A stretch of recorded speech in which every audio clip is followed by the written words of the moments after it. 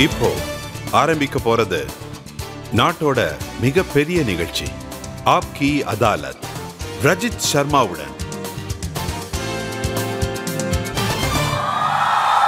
வணக்கம் வணக்கம். தேங்க்யூ. வாங்க ஆப்கி அதாலத்தில் இன்னைக்கான வழக்க ஆரம்பிப்போம். இன்னைக்கு என்னோட கெஸ்ட் ஒரு இளமையான அரசியல்வாதி. பீகாரில் இவருக்கு நிறைய பாப்புலாரிட்டி இருக்கு. இவருடைய பேச்சை கேட்கறதுக்கே லட்சக்கணக்கில் மக்கள் திரண்டு வர்றாங்க. இவர் 5 சீட்ஸில் தேர்தலில் நிற்கிறார். ஆனால் இவரோட பார்ட்டியோட இம்பேக்ட் பீகாரில் எல்லா இடத்துலையும் இருக்கு. மொத்தமாக 40 சீட்லையும் இருக்கு. ப்ளீஸ் வெல்கம் நம்முடைய விருந்தினர் இளைஞர் சிராக் பாஸ்வான்.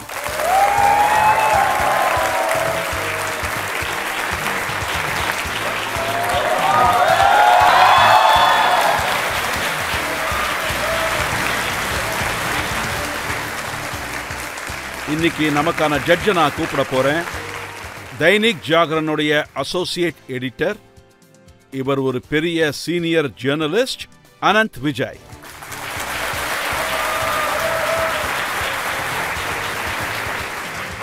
நீதிமன்றத்தோட வழக்க ஆரம்பிங்க.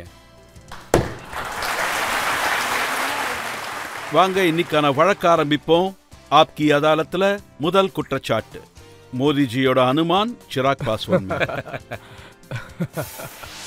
ஆப்கி அதாலத்தில் லோக் ஜன்சக்தி பார்ட்டியோட நேஷனல் பிரசிடென்ட் சிராக் பாஸ்வான் மேல சுமத்தப்பட்ட குற்றச்சாட்டு என்னன்னா, அவர் ஒரு ஆக்சிடென்டல் பொலிட்டீஷியன். சிராக், உங்க அப்பா ராம்விலாஸ் பாஸ்வான் பெரிய தலைவர்கள்ல ஒருத்தர். அவருக்கு நிறைய இன்ஃப்ளூயன்ஸ் இருந்துச்சு. மந்திரிகள்ல ஒருத்தரா இருந்தவர்.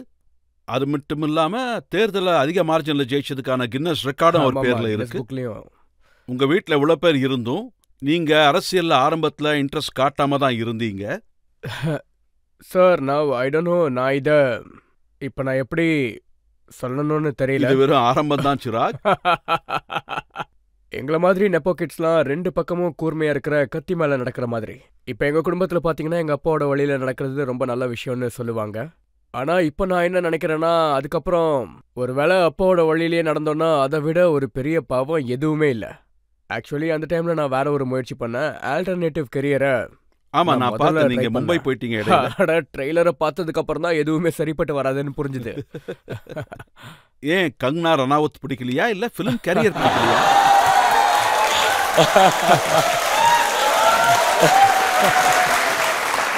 நாங்க 2 பேரும் ஒன்னா நடிக்கிறது யாருக்குமே பிடிக்காம இருந்துச்சு. ஆனா இப்ப நாங்க 2 பேரும் ஒன்னா பார்லிமெண்ட்டுக்கு வரப்போறோம். நீங்க நடுவுல ஒரு ஃபேஷன் டிசைனர் கேரியரையும் ட்ரை பண்ணீங்கல்ல? ஆமா, அதாவது that was for a very short time.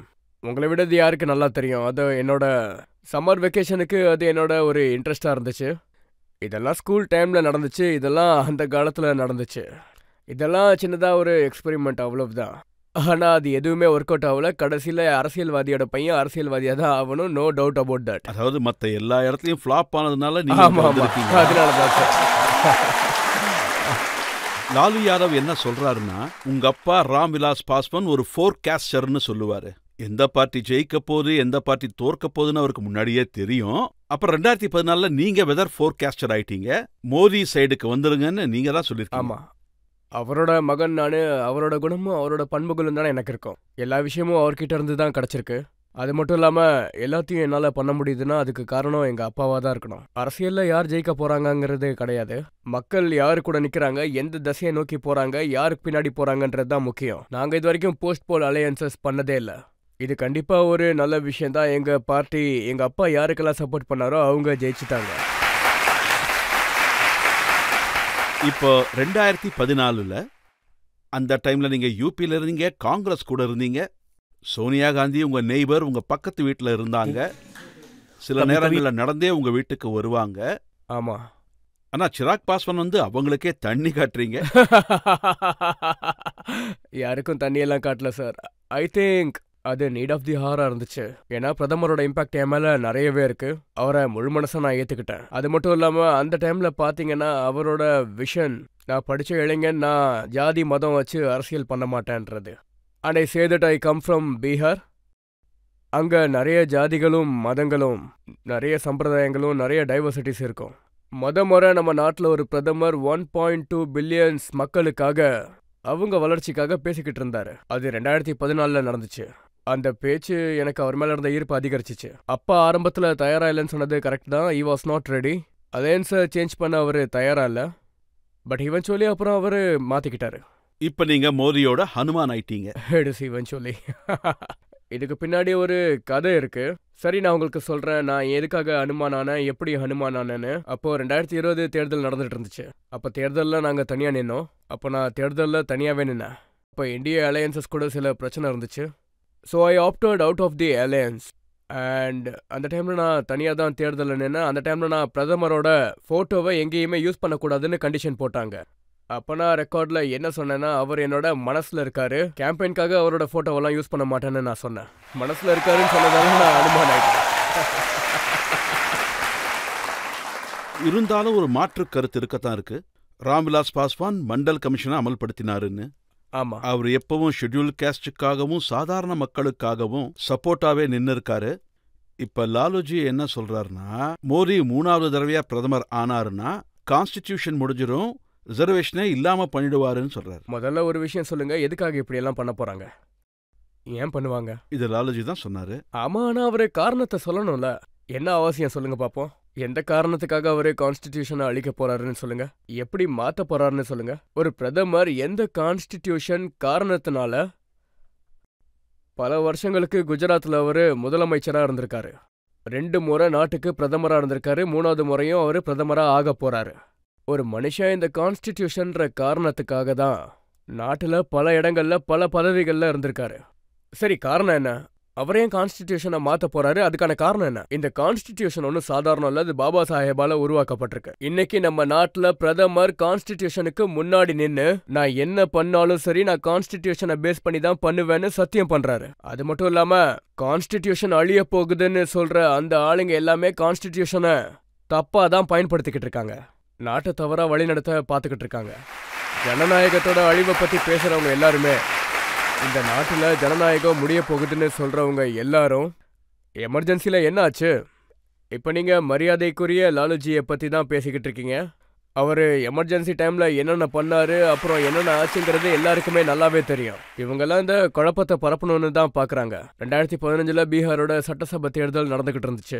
அந்த நேரத்துல இனிமே இடஒதுக்கீடுகள் இருக்காதுன்னு சொல்லி அவங்க ரூமரை பரப்பி ஒரு மோசமான சூழ்நிலையை அவரு உருவாக்கிட்டாரு. முழு தேர்தலும் அதை நோக்கியே போயிடுச்சு. நீங்க இதை பத்தி பேசிருக்கீங்களா? ரிசர்வேஷன்லாம் ஒதுக்கப்படாது அப்படிங்கிற கேரண்டி ஏதாவது கொடுத்திருக்காரு? நான் கேரண்டி கொடுக்குறேன் சார். உங்ககிட்ட ஏற்கனவே சொன்ன மாதிரி நாங்க அரசியல்ல இருக்கிற வரைக்கும் நாங்க காவலர்களா தான் கண்டிப்பா இருப்போம். சமூகத்துல தாழ்த்தப்பட்டவங்க, தலித், ஏழை குடும்பத்திலிருந்து வர்ற மக்களுக்கு நாங்க காவலர்களா இருப்போம். இன்னும் அவங்களால அதுல இருந்து முழுமையா வெளியே வர முடியலன்னு தான் சொல்லணும். ஃபார் அன் எக்ஸாம்பிள், எனக்கு ஞாபகம் இருக்கு 2019 நினைக்கிறேன், 2019 இல்ல 18 இருக்கும்னு நினைக்கிறேன். Schedule caste schedule tribe atrocity ஆக்ட்ல அது ஒரு பெரிய பிரச்சனையாச்சு. அதை வச்சு பிரச்சனை பண்ணாங்க. அந்த நேரத்துல எங்க அப்பா தான் தலைவரா இருந்தாரு. ஆம்பிலாஸ் பஸ்வஞ்சி அந்த நேரத்துல இவங்களுக்காக அரசாங்கத்தையே எதிர்த்து நின்னாரு. இவென்ச்சுவலி அப்புறம் விட்ரா பண்ண வேண்டியதாயிடுச்சு. அந்த பில்லை பாஸ் பண்றதுக்காக லோக்சபா ராஜ்யசபாவோட சிச்சுவேஷனை எக்ஸ்பிளைன் பண்ண வேண்டியதாயிடுச்சு. கண்டிப்பா இதுல பிரதமரோட கேரண்டி இருக்குன்னு தான் சொல்லியே ஆகணும். ஆனா இன்னைக்கு இருக்கிற நிலைமையில நானும் கண்டிப்பா கேரண்டி கொடுப்பேன். சிராக் பாஸ்வான் இருக்கிற வரைக்கும் எந்த ஒரு ஏழை கிட்ட இருந்தோ அவனோட உரிமையை கண்டிப்பா பறிக்க முடியாதுன்னு நான் கேரண்டி கொடுக்குறேன். கண்டிப்பா நீங்க நம்பலாம். லாலுஜி சொல்ற இன்னொரு விஷயம் என்னன்னா, ராம்விலாஸ் பாஸ்வான் செக்யூலரா இருந்தாரு. அண்ட் நரேந்திர மோடி முஸ்லிம்களுக்கு எதிராக இருக்கிறவரு. இவருடைய அரசாங்கத்துல முஸ்லிம்களுக்கு எதிராக நிறைய நடக்குது, அவங்கள பயமுறுத்துறாங்க. அவரோட செக்யூலரிசமோட புரிதல் என்னோட புரிதலுக்கு அப்பாற்பட்டதா இருக்கு. அவர் சொல்றத வச்சு பார்க்கும்போது ஒரு மதத்தை பேஸ் பண்ணி பாலிடிக்ஸ் பண்றது செக்யூலரிசம்னா அந்த மாதிரியான செக்யூலரிசத்தை நான் நம்பவே மாட்டேன். இந்தியாங்கிறது பல மதங்கள் இருக்கிற ஒரு நாடு. இது ஒரு செக்யூலர் கண்ட்ரி. செக்யூலரிசம்ங்கிறது நம்ம மனசுல இருக்கு. இதை வெளியில காட்டுறதுனாலயோ இல்லைன்னா உங்களோட நம்பிக்கைகளை, ரஜத் சார் நீங்களே பாருங்க, எனக்கும் கடவுள் மேல நிறையவே நம்பிக்கை இருக்கு. நானும் பூஜை பண்ணிக்கிட்டு தான் இருக்கேன், நான் தினமும் கோயில் போயிட்டு தான் இருக்கேன்.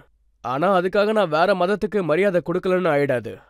இந்திய நாட்டில் மட்டும்தான் இந்த மாதிரியான லிபர்ட்டி உங்களுக்கு கிடைக்கும். நான் சொல்றது கரெக்ட் தானே சார்? இந்த நாட்டுல மட்டும்தான் இந்த அளவுக்கு ஒரு சுதந்திரம் கிடைக்குது.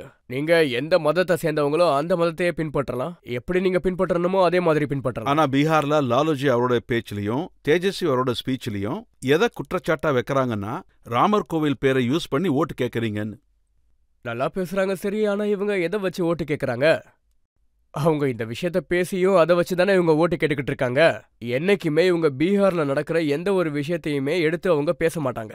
ராமர் கோவில் பல வருஷங்களா இந்த விஷயம் போயிட்டு இருக்கு. இதுல புதுசா சொல்ல எதுவுமே இல்லையே. பிஜேபியோட மேனிஃபெஸ்டோல கூட இது குறிப்பிடப்பட்டிருக்கு. என்னோட சந்தோஷமான விஷயம் என்னன்னா ஒன்ஸ் அண்ட் ஃபார் ஆல் எல்லா விஷயமும் முடிஞ்சிருச்சு. இதை வச்சு ஒருத்தர் ஒரு அரசியல் பண்ணிக்கிட்டு இருந்தாங்க. நாங்கெல்லாம் இதை பல வருஷங்களா பாத்துக்கிட்டு இருக்கோம். எனக்கு என்னோட சின்ன வயசுல இருந்து ஞாபகம் இருக்கு. தேர்தல் நேரங்கள்ல எல்லாம் ராமர் கோயிலோட பிரச்சனையை அவங்க எடுத்து பேசுவாங்க. லேட் 80ஸ்லயும் சரி 90ஸ்லயும் சரி இந்த மாதிரி பல வருஷங்கள்ல நடந்த தேர்தல்ல ராம் மந்திரோட பிரச்சனைய பெரிய பிரச்சனையாக்குறது, ஆர்டிகல் 370 யூஸ் பண்ணி பாலிடிக்ஸ் பண்றது, ஹியூமன் ரிசர்வேஷனை வச்சு பிரச்சனை பண்ணிக்கிட்டே இருப்பாங்க. இந்த அரசாங்கம் ஒன்ஸ் அண்ட் ஃபார் ஆல் இது எல்லாத்துக்குமே சரியா பதில் சொல்லிடுச்சு. ராமர் கோயிலும் கட்டியாச்சு, அது முடிஞ்சிடுச்சு. யாருக்கு நம்பிக்கை இருக்கோ அவங்க போவாங்க. இவங்க எல்லாருமே அதை ஒரு பெரிய ஈவெண்ட் ஆக்கிட்டாங்கன்னு சொல்றாங்க.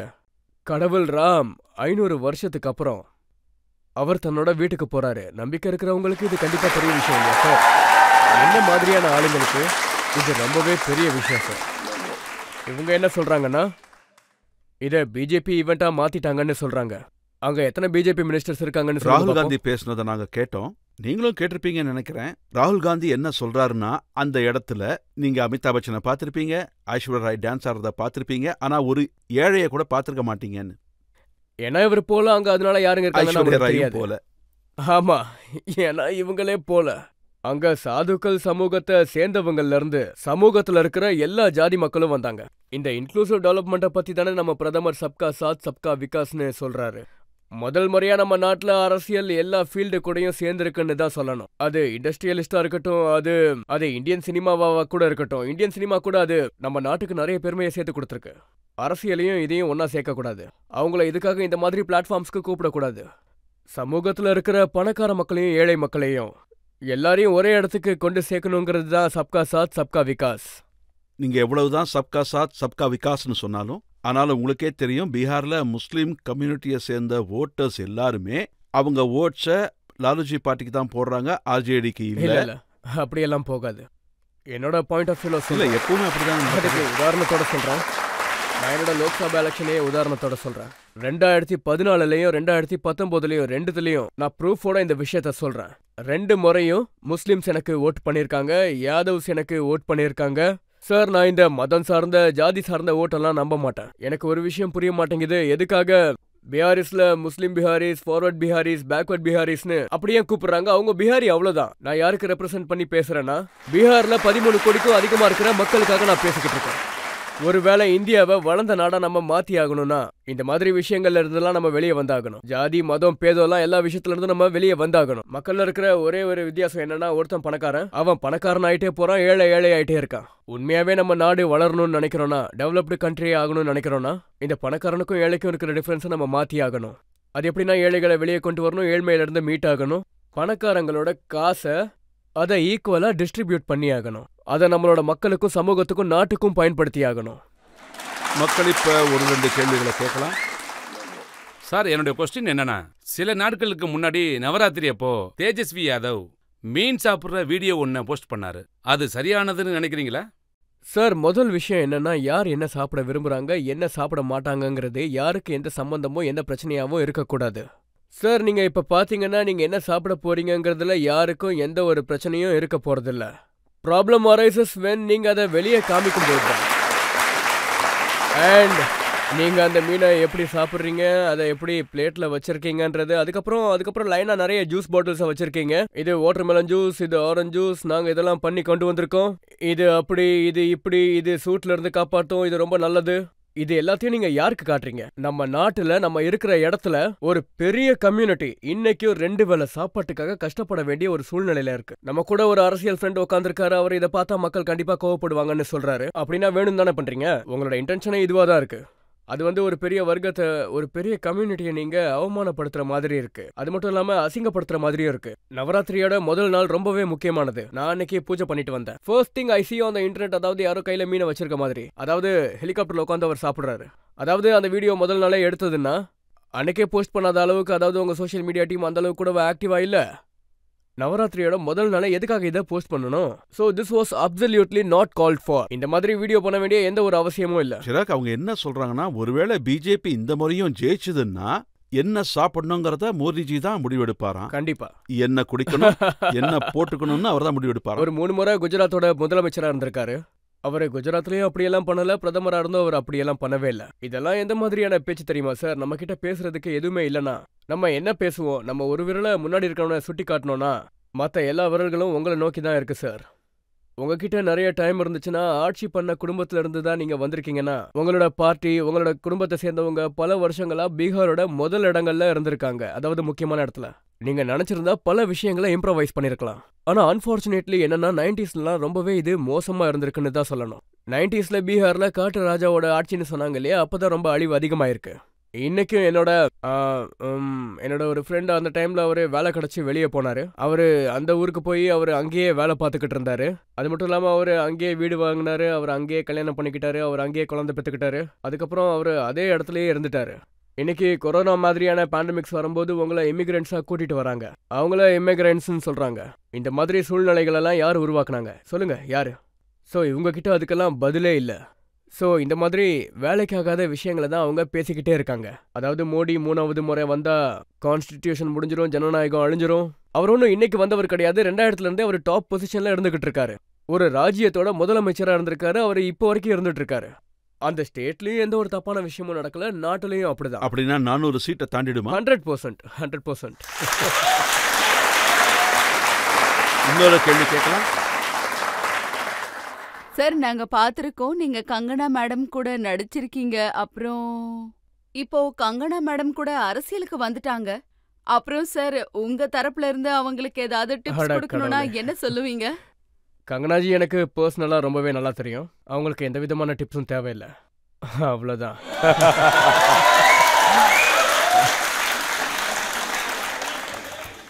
நான் இவ்வளோ பெரிய ரிஸ்க் எல்லாம் எடுக்க மாட்டேன். அவங்களுக்கு எல்லா விஷயங்களும் நல்லாவே தெரியும். அவங்களுக்கு எது நல்லது எது கெட்டது, அவங்க அரசியலை பத்தி அவங்களுக்கு நல்லாவே தெரியும், அவ்வளவுதான். இப்போ ஒரு பிரேக் எடுத்துக்கலாம். பிரேக்குக்கு அப்புறம் ஆப்கி அதாலத்ல சிராக் பாஸ்வானோட வழக்கையும் கேள்விகளையும் தொடரலாம். தேர்தல் வழியா நாங்க 2 பேரும் தேர்தலில் சண்டை போட்டிருக்கோம். ஆனா இன்னைக்கு தேஜஸ்விக்கு முன்னாடி என்னோட குடும்பத்தை அவங்க திட்டிருக்காங்க. ஆனா அவர் இந்த விஷயத்துல ரொம்பவே அமைதியா இருந்திருக்காரு. அதுதான் எனக்கு ரொம்பவே கஷ்டமா இருக்கு. Welcome back. இன்னைக்கு ஆப்கி அதாலத்ல நம்முடைய விருந்தினர் யங் பொலிட்டீஷியன் சிராக் பாஸ்வான். ஆப்கி அதாலத்ல அடுத்த குற்றச்சாட்டு. ஆப்கி அதாலத்ல லோக் ஜன்சக்தி பார்ட்டியோட நேஷனல் பிரசிடென்ட் சிராக் பாஸ்வான் மேல சுமத்தப்பட்ட அடுத்த குற்றச்சாட்டு என்னன்னா, இவர்கிட்ட டபுள் ஸ்டாண்டர்ட்ஸ் இருக்கு. சிராக், லாலுஜி இப்பெல்லாம் அதிகமா ஞாபகப்படுத்துறாரு. இப்பெல்லாம் பிஜேபி காரங்க குடும்ப அரசியலை பத்தி பேசுறாங்க. ஆனா சிராகோட குடும்பத்தை மறந்துடுறாங்க. அவரோட அப்பாவும் அரசியல் இருக்காரு, சித்தப்பாவும் அரசியல் இருக்காரு, பிரதர்ஸ், ரிலேட்டிவ்ஸ், இப்படி எல்லாருமே அரசியல் இருக்காங்க. இல்ல, இப்போ சித்தப்பா அண்ணெல்லாம் போயிட்டாங்க. இப்போ என்னோட குடும்பம் கொஞ்சம் சின்னதாயிடுச்சு. இப்போ இந்த முறை என்னோட மாமா இருக்காரு, அவர் தான் தேர்தலில் நிக்க போறாரு. அவர் தான் கண்டிப்பா ஜெயிப்பாருன்ற நம்பிக்கையும் இருக்கு. 2014ல நிறைய பிரச்சனைகள் நடந்துட்டு இருந்துச்சு. நான் முதல் முறையா தேர்தலில் நின்னேன். நான் அந்த டைம்ல இங்கேயும் வந்துட்டு இருந்தேன். அப்பவும் குடும்ப அரசியலை பத்தி கேள்விகள் வந்துட்டு இருந்துச்சு. எல்லாரும் சொன்னாங்க இவங்களதும் குடும்ப அரசியல் தான், அதனாலதான் அவங்க மகன் வரான்னு என்னென்னமோ சொன்னாங்க. ஆனா நான் 85,000 ஓட்டு வித்தியாசத்துல ஜெயிச்சேன். 2019ல இந்த ஓட் டிஃபரன்ஸ், இந்த ஓட்டோட மார்ஜின் 2.5 லட்சத்தோட அதிகமாயிடுச்சு. இதுக்கான அர்த்தம் 14ல இருந்து 19 வரைக்கும் நிறைய கஷ்டப்பட்டிருக்கேன், நிறைய சர்வீஸ் பண்ணிருக்கேன், மக்களோட நம்பிக்கையை ஜெயிச்சிருக்கேன். இந்த காரணத்தினாலதான் இன்னைக்கு நான் 2014 விட அதிகமான ஓட் 2019ல கிடைச்சிருக்கு. 2020ல என்னோட பார்ட்டியோட பேரு, என்னோட பார்ட்டியோட சிம்பிள் எல்லாத்தையும் என்கிட்ட இருந்து பறிச்சுக்கிட்டாங்க. என்னோட பார்ட்டில இருந்து எடுத்து அவங்க அப்படியே வெளியே அனுப்பிட்டாங்க. அதுக்கப்புறம் நான் அப்படியே ஸ்கிராச்ல இருந்து ஆரம்பிச்சேன். ஒரு புது பார்ட்டி ஆரம்பிச்சேன், புது ஆட்களோட நான் அதை ஆரம்பிச்சேன். புது ஆட்களை நான் என்னோட சப்போர்ட்டா எடுத்துக்கிட்டேன், கஷ்டப்பட்டேன், போராட்டம் பண்ணேன், மக்களா நான் இருந்தேன். மக்களோட நம்பிக்கையும் நான் ஜெயிச்சேன். இன்னைக்கு அலையன்ஸ்ல யாரும் ஃப்ரீயாலாம் சீட்ஸ் கொடுக்க மாட்டாங்க. ஒருவேளை அலையன்ஸ்ல 5 சீட்டு தான் கொடுக்குறாங்கன்னா, லோக் ஜன் சக்தி பார்ட்டிக்கு மட்டும் வெறும் 5 சீட்டு தான் இருக்கு. அதுல இருந்து 5 சீட்டு தான் கொடுக்குறாங்க. இது எல்லாத்துக்கும் என்னோட ஹார்ட் ஒர்க் மட்டும் தான் காரணம். இல்லனா சீட்ஸ்லாம் கிடைக்காது. உங்களுக்கு 5 சீட்டு கிடைக்கிறதுனால யாருக்கும் எந்த பிரச்சனையும் இல்ல. ஆனா பாஸ்வானோட குடும்பம் குடும்ப அரசியல் பண்ணல, லாலுஜியோட குடும்பம் மட்டும் குடும்ப அரசியல் பண்றாங்களா? லாலுஜி அவர் மகனை தேர்தல் நிக்க வைக்கிறாருனா, ரோஹிணிஜியை நிக்க வைக்கிறாருனா, மீசாவை நிக்க வைக்கிறாரு, அது மட்டும் குடும்ப அரசியலா? இல்ல அப்படியெல்லாம் இல்ல. நீங்க தேர்தல்ல நிப்பீங்க. ஆனா மீசாக்கா 2 முறை தேர்தல்ல தோத்துட்டாங்க. அதுக்கப்புறம் 3வது முறையும் அவங்களே நிக்க வைக்கிறீங்க. அதுதான் தப்புன்ற. அதுவும் யாருக்கு எதிராக தேர்தல்ல தோக்குறாங்க? ராம் கிருபாஜிக்கு முன்னாடி. ராம் கிருபாஜி யாரு? அவர் ஒரு ஒர்க்கர். ஆர்ஜேடியில் இருக்கும்போது அவர் ஒர்க்கரா இருந்திருக்காரு. அதுக்கப்புறம் பிஜேபியில் இருக்கும்போது அவர் ஒரு நல்ல சோஷியல் ஒர்க்கரா இருந்திருக்காரு. நான் சொல்ல வர்றது இது மட்டும்தான். ஹெவியான வெயிட் ஜோன் இவங்க கிட்ட இருக்குன்னா அது அவங்க வெற்றிக்கான கிரைட்டீரியாவா கண்டிப்பா இருக்காது. இவென்ச்சுவலி உங்களோட ஆக்டிவிட்டிஸ் தான் உங்களோட வெற்றியை நோக்கி உங்களை கொண்டு போகும். நீங்க கொடுத்த ஒரு டிக்கெட் அது ஜேடியோட எம்எல்சியோட ஒய்ஃப், இன்னொன்னு ஜேடியோட அரசியல் தலைவரோட மகள். ஜம்முயில ஜின்னாதேவிக்கும் கொடுத்துருக்கீங்க. இவங்க எல்லாருமே பார்ட்டில இருக்கக்கூடிய தலைவரோட ஒய்ஃப், மகள், அண்ணன், தம்பி, இப்படி ஏதாவது. சோ நீங்க ஷாம்பவிய பத்தி பேசிட்டு இருக்கீங்க. அவங்கள நீங்க அரசியல்வாதியோட மகன்னு சொல்றீங்க. எனக்கு தெரிஞ்சு அவங்க நல்லா படிச்ச ஒரு யங்கான பொலிட்டிஷியன், நல்ல ஒரு அறிவாளி, well educated and well learned. அவங்களோட ஸ்பீச்சஸும் பாத்தீங்கன்னா ரொம்பவே நல்லா இருக்கும். அவங்க தனியா நின்று சோஷியல் சர்வீஸ் எல்லாமே பண்ணிருக்காங்க. நீங்க இப்போ வீணாஜியை பத்தி பேசுறீங்க இல்லையா? அவங்க போன முறையும் தேர்தல்ல நின்னாங்க, ஜெயிச்சாங்க. அவங்க கிட்டயும் நிறையவே எக்ஸ்பீரியன்ஸ் இருக்கு. மகரியால இருந்து வந்த ராஜேஷ் வர்மா அவர் தான் தேர்தல்ல நிக்கிறாரு. அவர் ஒரு யங்கான பையன், நல்லாவே பேசுவாரு. அவரு இதுக்கு முன்னாடி ஆட்சியில இல்லைனாலும் அவருக்குன்னு பொலிட்டிக்கல் எக்ஸ்பீரியன்சஸ் நிறையவே இருக்கு. அவர் டெப்யூட்டி மேயரா இருந்திருக்காரு. 2020 அசம்பிளி எலெக்ஷன்ல நின்னாரு. அவரால் ஜெயிக்க முடியல. பகல்பூர்ல கூட தேர்தல்ல நின்னாரு. பீகார் இப்படின்ற இமேஜை நாட்டுக்கு முன்னாடி நான் வைக்கணும்னு நினைக்கிறேன். இது வரைக்கும் பீகாரோட இமேஜ் நாட்டு முன்னாடி எப்படி இருக்கும்னா, பீகார்னா டெரரிசம், கரப்ஷன், இது மட்டும்தான் எங்க இமேஜா இருக்கு. நாளைக்கு நீங்களும் இதை நினைச்சு ரொம்பவே பெருமைப்பட போறீங்க. இதுல அருண் பாரதியா இருக்கட்டும், ஷாம்பவியா இருக்கட்டும், இல்ல ராஜேஷ் வர்மாவா இருக்கட்டும், சிராக் பாஸ்வானும் இந்த குரூப்ல ஒருத்தன் தான். இவங்க எல்லாருமே படிச்ச இளைஞர்கள். அவங்களே முன்னாடி வந்து மக்களோட வளர்ச்சிக்கு உதவிக்கிட்டு இருக்காங்க. சிராக், இங்க கேள்வி என்னன்னா, நீங்க மத்த பார்ட்டி அரசியல் தலைவர்களை, ராகுல் காந்தியா இருக்கட்டும், லாலுஜியா இருக்கட்டும், இல்ல தேஜஸ்வியா இருக்கட்டும், இது எல்லாத்தையும் குடும்ப அரசியல்னு சொல்றீங்க. ஆனா பிஜேபியோட தலைவர்கள் எல்லாம் சம்ராட் சௌத்ரி, அவர் குடும்பத்துக்கு அரசியல் பின்னணி இருக்கு, சஞ்சய் ஜெய்ஸ்வால், இவங்க எல்லாரும் கிரிட்டிசைஸ் பண்ணவே இல்லையே. நான் அப்படி பண்ணவும் முடியாது. அவங்களே நான் அப்படி பண்ண போறேன். குடும்ப அரசியலை பத்தி நான் ஏன் பேச போறேன்? நீங்க யார் கூட அலையன்ஸ் வச்சிருக்கீங்களோ அவங்க கூட குடும்ப அரசியலை பத்தி பேசுங்களேன். சார், நான் அதான் சொன்னேன்ல. அதாவது பிரதமரோட ஸ்பீச்சை நீங்க முழுமையா கேட்டீங்கன்னா அது உங்களுக்கே நல்லா தெரியும். பார்லிமெண்டோட லாஸ்ட் செஷன்ல, லோக்சபால அவரோட கடைசி ஸ்பீச்சை நீங்க கேட்டீங்கன்னா அந்த ஸ்பீச்சில் அவர் ரொம்ப கிளியரா குடும்ப அரசியலை பத்தி அவரு நல்லாவே பேசியிருந்தாரு. ஆனா அந்த டைம்லயும் இந்த எதிர்கட்சி ஆளுங்க தான் அங்க பாத்தீங்கன்னா உங்களுக்கு பிஜேபியில இருக்கிற சில முக்கியமான ஆட்களோட பேரை சொல்லி குடும்ப அரசியல் அப்படி இப்படின்னு பிரச்சனை பண்ணிக்கிட்டு இருந்தாங்க. அந்த டைம்லயும் பாத்தீங்கன்னா பிரதமர் மோடிஜி கேட்டகரிக்கலி இதெல்லாம் சால்வ் பண்ணிட்டு இருந்தாரு. ஒருவேளை ஒருத்தர் திறமையால முன்னுக்கு வர்றாங்கன்னா, நான் யாரோட பேரையும் சொல்ல விரும்பல, சில பெரிய பார்ட்டிஸ் எல்லாருமே அவங்களோட தலைவரா திரும்ப திரும்ப திரும்ப லான்ச் பண்ணிக்கிட்டு இருக்காங்க. அவர் லான்ச்சே ஆக மாட்டேங்கிறாரு. ராகுல் காந்தியா?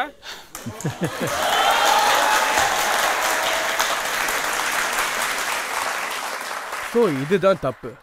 ஓகே, ஒருவேளை சான்ஸ் கொடுக்கணும்னா கொடுக்கலாம். எதுவும் நடக்க மாட்டேங்குதுன்னா மறுபடியும் சான்ஸ் கொடுக்கறதுல எந்த பிரயோஜனமும் இல்லை. அதனால தான் இந்த பிஜேபி காரங்க என்ன சொல்றாங்கன்னா, தேஜஸ்வி யாதவ் சானியா அல்வான்னு, அல்வாவை சாணின்னு சொல்லி விட்டுறாருன்றாங்க. அதை அவங்க 90s இருந்தே கற்றுக்கிட்டு இருக்காங்க. ஸோ அதனால அவங்க அந்த மாதிரியான எக்ஸாம்பிள் தான் கொடுப்பாங்க. சாணம், தீவனம். இப்போ நீங்கள் தீவனத்தை பற்றி பேசுனதுனால சொல்கிறேன். தீவன ஸ்கேம் அப்பப்போ வருது. தேஜஸ்வி என்ன சொன்னார்னா, ஒருவேளை லாலு யாதவ் பிஜேபியில் ஜாயின் பண்ணிட்டாருன்னா அவர் ராஜா ஹரிச்சந்திரன் ஆயிடுவார். பிஜேபி வாஷிங் மெஷினில் அவரை போட்டுட்டா அவர் மேலே உள்ள ஸ்கேம் கேசஸ்லாம் போய் அவர் க்ளீன் ஆனவனா ஆயிடுவார்.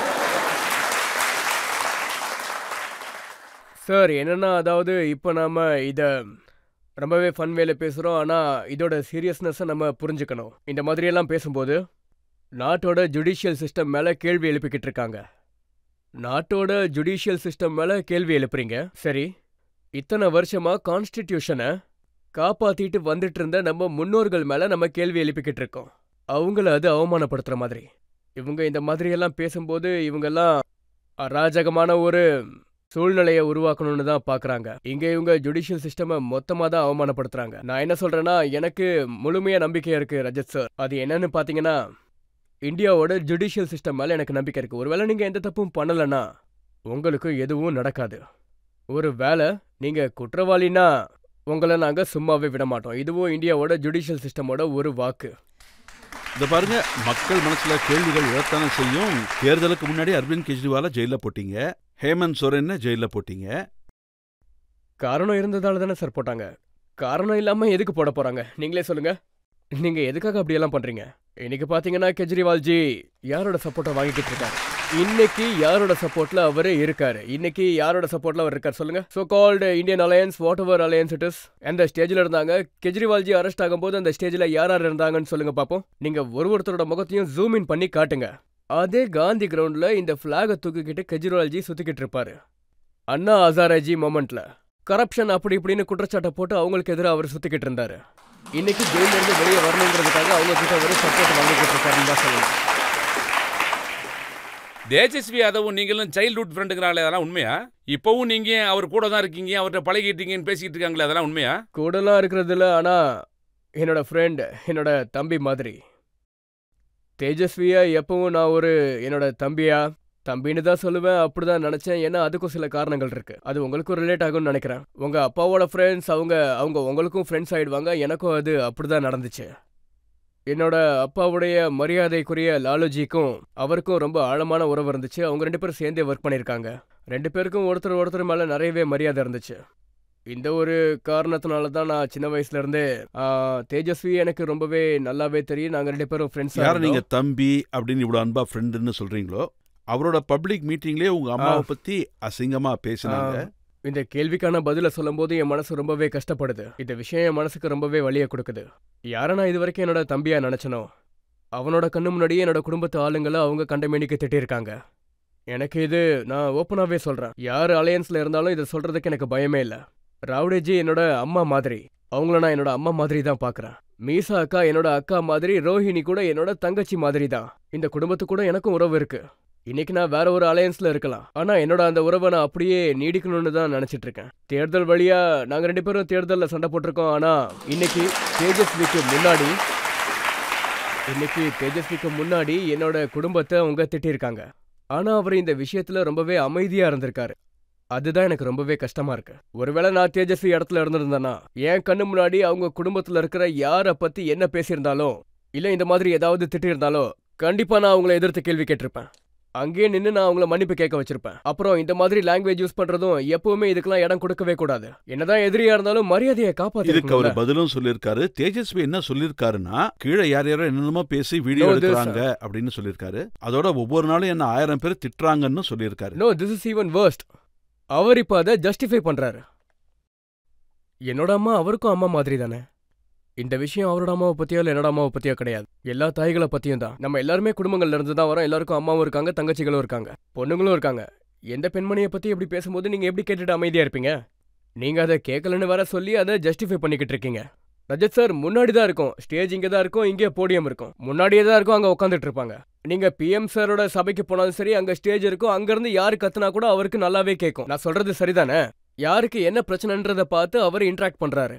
முதல் லைன்ல நின்னுக்கிட்டு இருக்க ஒருத்தர் அவர் முன்னாடி அம்மா தங்கச்சிகளை திட்டுற வார்த்தையை யூஸ் பண்றாரு. அந்த வார்த்தையை நான் உங்ககிட்ட சொல்லவும் முடியாது. அதை பீப் இல்லாம நேஷனல் சேனல்ஸ்ல உங்களால காமிக்க கூட முடியாது. ஆனா அவரு அமைதியா நிக்கிறாரு, சும்மா கேட்டுக்கிட்டு அப்படியே நிக்கிறாரு. அதை எப்படி சொல்றதுன்னு தெரியல. முன்னாடி தேஜஸ்வி யாராவது திட்டினாங்கன்னு சொன்னா கண்டிப்பா விட மாட்டேன். தேஜஸ்வியை திட்டுறது மட்டும் கிடையாது, வேற எந்த மனுஷனை இன்சல்ட் பண்ணாலும் நான் சும்மா இருக்க மாட்டேன். இந்த மாதிரி ஒரு சொசைட்டில, சிவிலைஸ்டு சொசைட்டில திட்டுறதுக்கோ இன்சல்ட் பண்றதுக்கோ எந்த ஒரு இடமும் இல்ல. நான் மறுபடியும் இதை சொல்றேன், மரியாதையான வார்த்தைகள் மூலியமாவும் நம்ம அப்போசிஷனை கண்டிப்பா காட்டலாம். இப்ப நீங்களே பாத்தீங்கன்னா ஒண்ணுக்கு அப்புறம் ஒன்னு அலிகேஷன்ஸ் போட்டுக்கிட்டு தான் இருக்கீங்க. டபுள் ஸ்டாண்டர்ட்ஸ்னு சொல்லிட்டீங்க, ஆனா இதெல்லாம் அப்படியே பழகிடுச்சு. எந்த ஒரு பிரச்சனையும் இல்லை. ஆனா நீங்களே நல்லா யோசிச்சு பாருங்க, ஒருத்தனுக்கு எந்த அளவுக்கு தைரியம் இருந்தா அவன் சிராக் பாஸ்வானோட குடும்பத்தை பத்தி நேரடியாவே அசிங்கமா திட்டுறான், ஆனா அவனை எதுவுமே பண்ணல. அவன் ஏதோ ஒரு ஊருக்குள்ள போறான்னு நீங்க வச்சுக்கோங்க. அங்க போய் தங்கச்சி, பொண்ணுங்களை, அம்மாக்களை தவறான வார்த்தைகள்ல மட்டும் கிடையாது, அவன் தப்பான ஆக்டிவிட்டிஸ்ல இறங்கவும் அதிகமான வாய்ப்புகள் இருக்கு. நான் சொல்றது கரெக்ட் தானே? ஆனா அவன் தப்பிச்சுப்பான், எதுவுமே ஆகாது. ஏன்னா அவன் சிராக் பாஸ்வானை பத்தியே பேசிட்டான். இவங்க கிராமத்துல இருக்கிற சாதாரண ஒரு பெண்மணி. பீகார் மக்களோட அனாலிசிஸ் என்னன்னா, யாதவ்ஸ் எல்லாம் ஒன்னா சேர்ந்து பஸ்வானை திட்டுறதா சொல்றாங்க. அட கடவுளே, இது அந்த டிவிஷன் தான். அதை தான் அவங்க பண்ணிக்கிட்டு இருக்காங்க. நீங்களே சொல்லுங்க, எல்லா யாதவும் பாஸ்வானுக்கு எதிராக இருக்காங்களா என்ன? RJDல பாஸ்வான் இல்லையா? அது மட்டும் இல்லாம பிஜேபியில யாதவ் இல்லையா? என்ன பேச்சு இதெல்லாம்? இந்த மாதிரியான பிரிவினைகளை தான் இவங்க அரசியல்ல பல வருஷங்களா பண்ணிக்கிட்டு இருக்காங்க, இனிமேலும் பண்ணுவாங்க. நான் எந்த யாதவரையும் பிரிச்சு பாக்குறதுல, எந்த பாஸ்வானையும் பிரிச்சு பாக்குறதுல, எந்த ஃபார்வர்ட் பேக்வர்ட், எந்த ஒரு முஸ்லீம் அப்படின்னு நான் பிரிச்சு பார்த்ததே இல்ல. நம்ம எல்லாரும் பீகாரி தான். நம்ம பீகாரோட வளர்ச்சிக்காக சண்டை போட்டுக்கிட்டு இருக்கோம். நம்ம பீகாரோட பெருமைக்காக சண்டை போடுறோம். இந்த மாநிலம்ன்றது ஒரு காலத்துல கல்விக்காக பேர் போனதா இருந்துச்சு. நலந்தா யூனிவர்சிட்டி கூட இங்கதான் இருந்திருக்கு. மத்த நாட்டை சேர்ந்தவங்க எல்லாம் இங்க வரும்போது நம்ம பிரதமர் பெருமையோட நலந்தா யூனிவர்சிட்டியோட போட்டோவை பேக்ரவுண்ட்ல வச்சு அவங்கள சந்திக்கிறாரு. அது மட்டும் இல்லாம போட்டோஸும் எடுக்கிறாரு. அந்த பெருமையை நாங்க இன்னைக்கு இழந்துட்டோம். இன்னைக்கு பீகார்ல கல்வியோட நிலைமையை பாருங்க. அந்த சூழ்நிலைகளை மாற்ற வேண்டிய அவசியம் எங்களுக்கு இருக்கு. இவங்க எம்ஒய் சமீகரன் பண்றாங்க, அந்த மாதிரி ஒரு விஷயத்த பண்ணி எல்லாரையும் பிரிக்கிறாங்க. எனக்கும் எம்ஒய் சமீகரன் இருக்கு, பெண்களுக்கான சமீகரன் இருக்கு, யூத் சமீகரன் இருக்கு.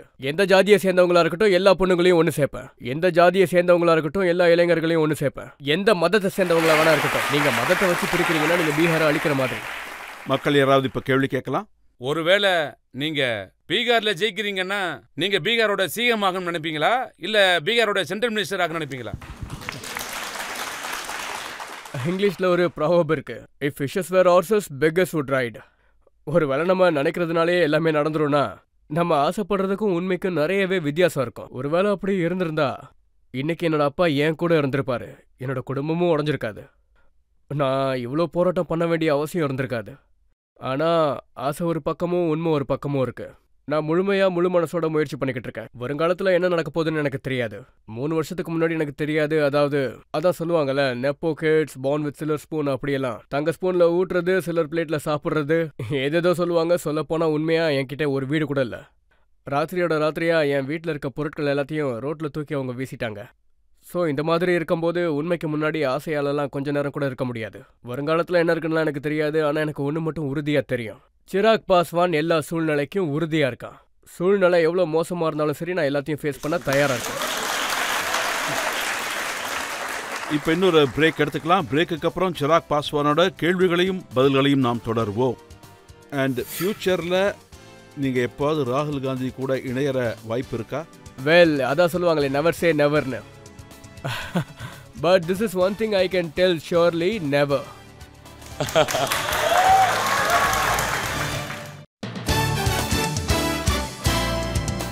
Welcome back. ஆப்கி அதாலத்ல இன்னைக்கு நம்முடைய விருந்தினர் யங் பொலிட்டீஷியன் சிராக் பாஸ்வான்.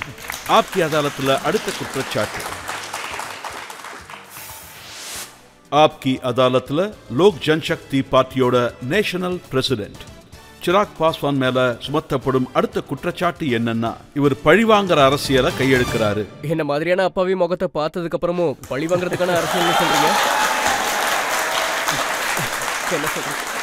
நிதிஷ்குமார்ஜி உங்களை அவமானப்படுத்தினாரு, கஷ்டப்படுத்தினாரு, இன்சல்ட் பண்ணாரு.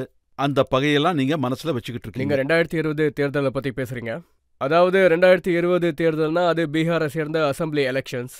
அப்போ நான் பீகார் ஃபர்ஸ்ட், பீகாரி ஃபர்ஸ்ட்ன்ற ஒரு மேனிஃபெஸ்டோவை கிரியேட் பண்ணேன். அதில் பீகாரில் இருக்கிற எல்லா ப்ராப்ளமுக்கும் ஒரு ஆன்சர் இருக்கு. பீகாரில் எப்படி ரெவன்யூவை அதிகப்படுத்துறது, பீகாரில் எப்படி ரிலீஜியஸ் டூரிசம் அதிகப்படுத்துறதுன்னு. எங்களோடது ஆக்ரோ ப்ரோ ஸ்டேட். இங்கே ஃபார்மர்ஸோட பிரச்சனைகளை எப்படி சுமூகமாக்குறது, அங்கே ப்ராசஸிங் யூனிட்ஸை வச்சு அங்கேருந்து நமக்கு கிடைக்கிற ப்ரொடக்ஷனை நம்ம நாட்டுக்குள்ளேயும் வெளிநாட்டுக்கும் எக்ஸ்போர்ட் பண்ணி. நிதிஷ்குமார் பார்ட்டியை 43 சீட்டுக்கு வர வச்சுட்டீங்க. நீங்க அந்த தேர்தல் முழுக்க நிதிஷ்குமாருக்கு எதிராத்தான் இல்ல. நான் அவரை எதிர்த்தெல்லாம் தேர்தல் நிக்கல. பீகார் ஃபர்ஸ்ட், பீகாரி ஃபர்ஸ்ட் அப்படின்ற மேனிஃபெஸ்டோவை கவர்மெண்டோட ஒரு அங்கமா ஆக்கணும்னு நினைச்சேன். அலையன்ஸ்ல இருந்ததால எங்களால பண்ண முடியல. என்கிட்ட 2 சாய்ஸ் இருந்துச்சு. ஒருவேளை நான் ஆல்டர்னேட்டிவ் அலையன்ஸ்க்கு போயிருக்கணும், which was an RJD Congress everything. நான் தான் மோடியோட ஹனுமானாச்சே. எதுவும் என்னால் பண்ண முடியல, அவருக்கு எதிராக என்னால் போக முடியல. அப்போ அந்த நேரத்தில் நம்ம தனியாக தேர்தலில் நிற்கணும்னு பார்ட்டி தான் முடிவெடுத்துச்சு. முழு மனசோட தேர்தலில் நின்னோம், ஜெயிக்கிறதுக்காக தான் நின்னோம். ஜெயிக்கல, பட் ஆனால் கொஞ்சம் நஷ்டமாயிடுச்சு. உங்களுக்கு நஷ்டம் குறைவுதான், நிதிஷ்க்கு அதிகமாச்சு.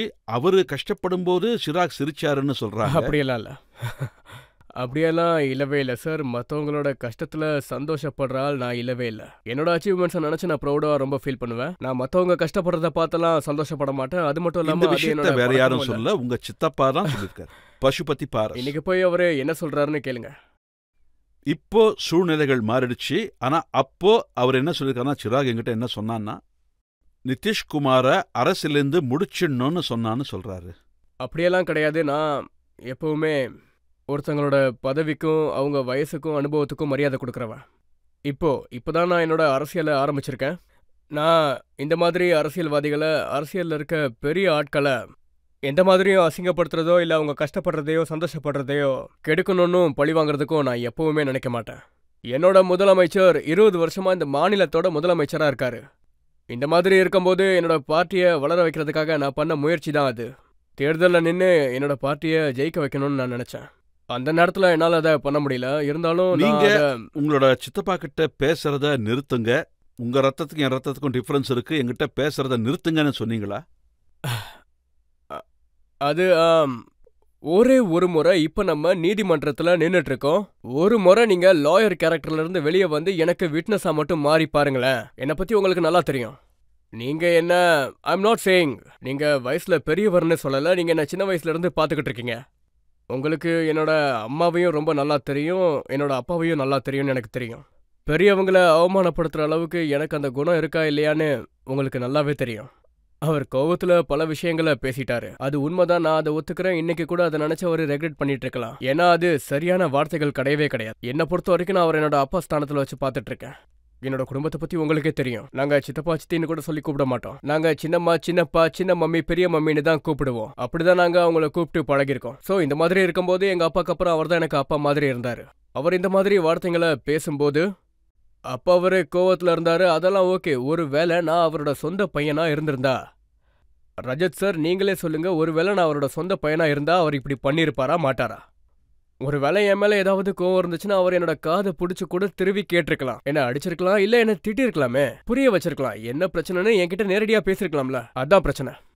அவர் எப்பவுமே என்ன மகனா நினைச்சதே கிடையாது. ஒரு முறை மனசார என் பிரச்சனையை நினைச்சிருந்தா இவ்வளவு பிரச்சனை வந்திருக்கவே வந்திருக்காது. எனக்கும் உங்க அப்பா ராம்விலாஸ் பாஸ்வானுக்கு இருந்த உறவை இப்ப நான் நினைச்சு பார்க்கும்போது எனக்கு இந்த கேள்வியை கேட்கறது ரொம்ப கஷ்டமா இருக்கு. ஆனா இது என்னோட வேலை. பிரின்ஸ் என்ன சொன்னாருன்னா, எங்க அப்பாவை அவமானப்படுத்தினாங்க, அதனால நாங்க பார்ட்டியை உடைச்சிட்டோம், அதனால எங்க ஃபேமிலி உடைஞ்சதுன்னு சொன்னாங்க. He was like my kid brother. அதாவது அவன் என்னோட தம்பி கிடையாது, அவன் என்னோட மகன். இப்போவும் நீங்க பாத்தீங்கன்னா கேந்திர வித்யாலயால கோல்டு மார்க்கெட்ல என்னோட ஸ்கூல் இருக்கும். அங்க அவனோட ரிப்போர்ட் கார்டில் நான் தான் சைன் பண்ணுவேன். அவனோட பிடிஎம்க்கு நான் தான் போவேன். யாரை என்னோட மகன் மாதிரி வளர்த்தனோ, பயோ படிக்க வைப்பேன், மேக்ஸ் சொல்லி கொடுப்பேன், இங்கிலீஷ் படிக்க வைப்பேன், அண்ட் அது மட்டும் இல்லாமல் அவனை க்ரூமிங் பண்ணுவேன். இப்படியெல்லாம் இருக்கும்போது இன்னைக்கு அவன் என்னை பற்றி என்ன சொல்கிறான்றது பிரச்சனை கிடையாது. எனக்கு என்ன கஷ்டமாக இருக்குன்னா, என்னோட அம்மா அவன் பெரியம்மா பெரியம்மா பெரியம்மான்னு கூப்பிட்டுட்டு இருந்தவன் அரசியல் பகை எந்த அளவுக்கு ஆயிடுச்சுன்னா அவங்கள பேர் வச்சு தான் அவன் கூப்பிட்றான், அதுவும் தப்பான பேரில். எங்க அம்மாவை பத்தி உங்களுக்கே தெரியும். அவங்க ஒரு சர்தார் பெண்மணி, அவங்க ஒரு பஞ்சாபிகள்ல அங்க ஷர்மா டைட்டில்லாம் இருக்காது, உங்களுக்கே தெரியும். அவன் தப்பான பேர் வச்சு அவங்கள ரீனா ஷர்மா பாஸ்வால்னு கூப்பிடுறான். கோர் குலத்தை சார்ந்தவங்க. அங்க கோர் சிங் சர்தார்லாம் இருப்பாங்க. அவங்க அந்த மாதிரி டைட்டில்ஸ் தான் யூஸ் பண்ணுவாங்க. ரீனா ஷர்மா பாஸ்வான் அப்படின்னு அவங்க பேரை கூப்பிட்டு பேரை வச்சுதான் அவன் பேசிக்கிட்டு இருக்கான். உறவுகளோட மரியாதையவே இழிவுபடுத்துற அளவுக்கு இந்த பிரச்சனைன்றது உறவுகளையே ரொம்ப மோசமான நிலைமைக்கு தள்ளிடுச்சு. அதாவது நீங்க யாரை இன்னொரு அப்பான்னு சொல்லிக்கிட்டு இருந்தீங்களோ, உங்க மேல அவர் கோபமா இருக்காருன்னா, உங்களுக்கு எதிராக அவர் ஏதாவது பண்ணிட்டு இருக்காருன்னா, அவர்கிட்ட போய் பேசி கன்வின்ஸ் பண்ண முயற்சி பண்ணிருக்கலாம்ல. இது ஒரு மிஸ்ஸிங் லிங்க் சார். நான் கூட போனேன். ஆனா அப்போ எனக்கு டைஃபாய்டு இருந்துச்சு. இதெல்லாம் நடந்துச்சுன்னு எனக்கு நியூஸ் மூலியமா தான் தெரிய வந்துச்சு. 13 ஜூன் அன்னைக்கு ராத்திரி 13 ஜூன் 2021 ராத்திரியில நியூஸ் மூலியமா இந்த பார்ட்டி குடும்பத்துல இப்படியெல்லாம் நடந்திருக்குன்னு நான் பார்த்தேன். அண்ட் நெக்ஸ்ட் மார்னிங் 14வது ஜூன் காலையில அதோட விஷுவல்ஸ் எல்லாமே யூடியூப்ல இருக்கு, நீங்களும் அதை நல்லா கேள்விப்பட்டிருப்பீங்க. அப்போ எனக்கு உடம்பு சரியில்லை, டைஃபாய்டு கூட எனக்கு இருந்துச்சு. கையில பிளாஸ்டர்ஸ் போட்டு எனக்கு ட்ரிப்ஸ் ஏத்திட்டு இருந்தாங்க. அண்ட் நான் அவர் வீட்டுக்கு கூட போனேன். நான் அவரோட வீட்டுக்கு வெளியே நின்றுட்டு இருந்தேன்.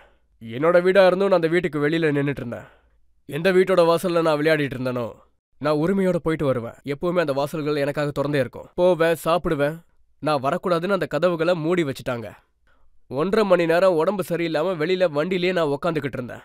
1.5 மணி நேரத்துக்கு அப்புறம் அவங்க கதவை திறந்தாங்க. நான் வீட்டுக்குள்ள போகும்போது எல்லாருக்கும் முன்னாடியும் எங்க சித்தி அவங்கள நான் பார்த்தேன். நான் போய் அவங்க காலை தொட்டு கும்பிட்டேன். அவங்க 2 அடி பின்னாடி போய் அவங்க என்கிட்ட என்ன சொன்னாங்கன்னா, உனக்கு நடக்கிறதெல்லாம் உனக்கு தேவைதான்னு. ஒரு அம்மா தான் மகன் கிட்ட இந்த மாதிரி ஒரு வார்த்தை சொல்லுவாங்களா? இதெல்லாம் உனக்கு தேவைதான்னு சொன்னாங்க. நான் எல்லாத்தையும் கொடுக்கறதுக்காக தான் அங்க போனேன். என்னோட மனசுல இருந்தது ஒன்னே ஒண்ணுதான், குடும்பத்தை பிரிச்சிடாதீங்க, பார்ட்டியை பிரிச்சிடாதீங்க அப்படின்னு. எங்க அப்பா ரொம்ப கஷ்டப்பட்டு ரத்தம் சிந்தி வேர்வை சிந்தி இதை உருவாக்கியிருக்காரு. ஒருவேளை என் மேலதான் எல்லா தப்புன்னு நீங்க நினைக்கிறீங்கன்னா நான் எல்லாத்தையும் கொடுக்க தயாரா இருக்கேன். நான் உங்ககிட்ட தாழ்ந்து தான் போனேன். ஆனா அப்பவும் அவங்க முகத்துக்கு முன்னாடியே கதவை மூடிட்டாங்க. ராம்விலாஸ் ஜி குடும்பம் பிரியணும், பார்ட்டி பிரியணும்னு எப்பவுமே ஆசைப்பட்டதில்ல. அவர் வாழ்க்கை பூரா இதுக்காக மட்டுமே உழைச்சிருக்காரு. அவர் போனதுக்கு அப்புறம் அவரோட இடத்துல இருந்து முன்னாடி நின்று எங்க சித்தப்பா தானே பார்த்தாகணும். அவருக்கு அப்புறம் எங்க குடும்பத்துல பீகார்லலாம் வீட்டோட பெரியவங்க தான் எல்லா முடிவையும் எடுப்பாங்க. அவங்க எடுக்கிறது தான் முடிவு. அப்படி இருக்கும்போது அவங்களோட இடத்துல அவர் தான் அந்த பொறுப்பெல்லாம் பார்த்துக்கணும். பார்ட்டியை ஒன்னா வச்சுக்கணும், குடும்பத்தை ஒன்னா வச்சுக்கணும். இதெல்லாம் அவரோட. ஆனா இதெல்லாம் சுத்தி நடந்துகிட்டு இருந்த போது உங்க அம்மா அவர்கிட்ட பேச எந்த முயற்சியும் எடுக்கலையா? So this was even more hurtful. எனக்கு ரொம்ப கஷ்டமா இருந்தது என்னன்னா, எங்க அம்மா, நான் எப்பவும் ஒரு விஷயத்த கம்ப்ளைண்ட் பண்ணிட்டே இருப்பேன். உங்களுக்கு என் மேல அன்பு கம்மியாயிட்டே இருக்கு. குடும்பத்துல இருக்கிற என்னோட சித்தப்பா, என்னோட மாமா, சொந்தக்காரங்க மேல ரொம்ப அன்பா இருக்கீங்க ஏன்னு அதை கேட்டுதான் நான் சண்டை போட்டுட்டு இருப்பேன். எங்க சித்தப்பாவையும் அவங்களோட பசங்களையும் எங்க அம்மா அவங்க பசங்களா தான் பாத்துக்கிட்டு இருந்தாங்க. எப்ப பார்த்தாலும் அவரு அண்ணி அண்ணி அண்ணின்னு கூப்பிட்டுக்கிட்டே தான் வீட்டுக்குள்ள வருவாரு. இன்னைக்கு பாத்தீங்கன்னா அதே அண்ணி சிராகோட அம்மாவாயிட்டாங்க. அவங்களோட எல்லா இன்டர்வியூஸ்லயும் சிராகோட அம்மா சிராகோட அம்மா சிராகோட அம்மா தான். ஒரு நாள்ல எப்படி உறவெல்லாம் மாறிடுதுன்னே தெரியல. பல நாட்களா பல வருஷங்களா உங்களை ஒருத்தங்க தன் மகன் மாதிரி பாத்துக்கிறாங்க. உங்களையும் உங்க குடும்பத்தையும் அவங்க பாத்துக்கிறாங்க. இன்னைக்கு பாத்தீங்கன்னா 44 வருஷம் ஆயிடுச்சு. அவருக்கு கல்யாணம் ஆகி கிட்டத்தட்ட 45 வருஷம் ஆயிடுச்சு. கடந்த கிட்டத்தட்ட 44-45 வருஷத்துல எங்க சித்தப்பாக்கெல்லாம் அம்மாவா இருந்து ஒரு அம்மாவா இருந்து அவங்க பாத்துக்கிட்டாங்க. குடும்பத்தையும் ரொம்ப நல்லாவே அவங்க பாத்துக்கிட்டாங்க. இன்னைக்கு அவங்க ஃபோன் பண்ணும்போது இன்னைக்கு ராத்திரி முழுக்க அவங்க தூங்கவே இல்லை. ஒரு நிமிஷம் கூட. ராத்திரி முழுக்க அவங்க ஃபோன் பண்ணிக்கிட்டே இருந்தாங்க. ஒரே ஒரு நிமிஷம் வந்துட்டு போங்கன்னு கெஞ்சினாங்க. நம்ம உட்காந்து எல்லா விஷயத்தையும் பேசுவோன்னு சொன்னாங்க. உட்காந்தா பேசி முடிக்க முடியாத எந்த பிரச்சனையும் இல்லை. நாங்க ஒரு முறை கூட அவங்க ஃபோன் எடுக்கல.